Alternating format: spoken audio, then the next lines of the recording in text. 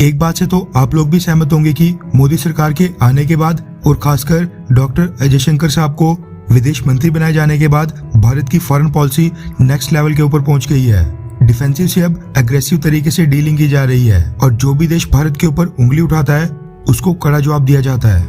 मोदी सरकार ने कम से कम विदेश नीति को तो बहुत ही अच्छे से हैंडल किया है और अब इस बार फिर मोदी सरकार ने एक ऐसा कदम उठाया है जिससे साबित होता है कि प्रधानमंत्री नरेंद्र मोदी न सिर्फ देश के अंदर बड़े बड़े रिफॉर्म्स करने का साहस रखते हैं बल्कि दुनिया के बाकी देश और खासकर इस्लामिक देशों को उन्हीं की भाषा में जवाब देना जानते हैं। रेफरेंस के लिए आपकी स्क्रीन के ऊपर द इंडियन एक्सप्रेस के आर्टिकल का स्क्रीनशॉट है जिसके मुताबिक मोदी सरकार ने अब ये फैसला किया है कि अगले साल भारत को जिस G20 समिट की मेजबानी करनी है उसको जम्मू कश्मीर राज्य में करवाया जाएगा।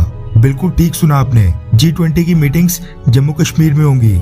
आर्टिकल 370 तोड़ने के बाद ये पहला मेजर इवेंट होगा या फिर ये कह लो कि ये जम्मू कश्मीर के इतिहास का अब तक का सबसे बड़ा इवेंट होने वाला है जिसमें जम्मू कश्मीर में America, Britain, France, Canada, China, Russia जैसे टॉप 20 देशों के राष्ट्राध्यक्ष शामिल होंगे। इन सब देशों के पीएम प्रेसिडेंट्स आएंगे, हजारों सिक्योरिटी ऑफिशियल्स और दुनिया भर के डिप्लोमेट्स पहले भारत और फिर जम्मू कश्मीर आएंगे। ये मोदी सरकार का बहुत ही बड़ा मास्टर स्ट्रोक माना जा रहा है जिससे जम्मू कश्मीर के ऊपर भारत की दावेदारी और भी ज्यादा स्ट्रांग होगी। देखा जाए तो पाकिस्तान को इससे बहुत ही चिढ़ मचने वाली है और आगे चलकर पाकिस्तान इसके ऊपर काफी बयानबाजी करेगा। कर तो पाकिस्तान कुछ सकता नहीं है। पाकिस्तान G20 ग्रुप का सदस्य नहीं है इसलिए पाकिस्तान को इस मीटिंग के लिए भारत द्वारा इन्विटेशन नहीं भेजा जाएगा। लेकिन पाकिस्तान का दोस्त टर्की G20 का सदस्य है। बहुत हद तक पॉसिबल है कि टर्की इस इवेंट को अटेंड ना करे। अमेरिका, कनाडा, जर्मनी या फिर कुछ और देश जम्मू कश्मीर में इस समिट को करवाने के लिए भारत को आगे चलकर टारगेट भी कर सकते हैं। पिछले साल G20 की प्रेसिडेंसी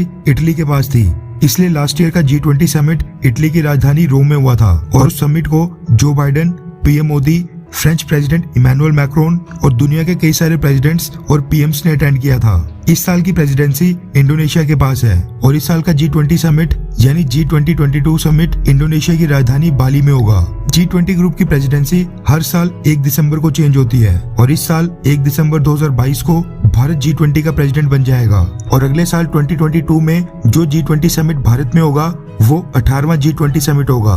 भारत पहली बार G20 समिट को होस्ट करने वाला है। हालांकि अभी तक ये क्लियर नहीं हुआ है कि G20 की क्या सारी मीटिंग्स जम्मू कश्मीर राज्य में होंगी या फिर कुछ मीटिंग्स भारत की राजधानी न्यू दिल्ली और बाकी जम्मू कश्मीर में होंगी। जम्मू कश्मीर में भी कश्मीर क्योंकि सिक्योरिटी कारणों से थोड़ा सा अनस्टेबल है, ऐसे में G20 की मीटिंग्स कश्मीर में होंगी या फिर जम्मू में, ये भी अभी तक डिसाइड नहीं किया गया है। फिलहाल मोदी सरकार ने 5 मेंबर्स की एक कमेटी बनाई है जो जम्मू कश्मीर में इस इवेंट को होस्ट करने की प्लानिंग कर रही है। वैसे देखा जाए तो G20 को जम्मू कश्मीर में करवाकर मोदी सरकार ने एक बार फिर साफ कर दिया है कि वो न सिर्फ देश के अंदर बल्कि देश के बाहर भी बोल्ड स्टेप उठाने के लिए बिल्कुल रेडी है। G20 में दुनिया के टॉप 19 अर्थव्यवस्था वाले देश और यूरोपियन यूनियन आता है जो दुनिया की 80% जीडीपी और 65% पॉपुलेशन को रिप्रेजेंट करते हैं। इस संगठन में कुल 3 मुस्लिम देश हैं, टर्की, सऊदी अरेबिया और इंडोनेशिया।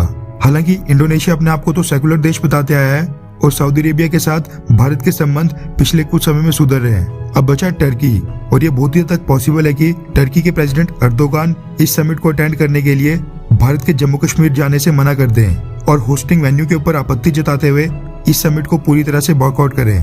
भारत सरकार ने जम्मू कश्मीर में G20 समिट करवाने का फैसला तो किया लेकिन ये 100% कंफर्म है कि इसको लेकर कंट्रोवर्सी तो जरूर होगी। खैर, आपको क्या लगता है कि G20 समिट जम्मू कश्मीर में करवाने का मोदी सरकार का फैसला क्या सही है, हाँ या फिर ना? नीचे कमेंट करके अपनी राय जरूर बताएं।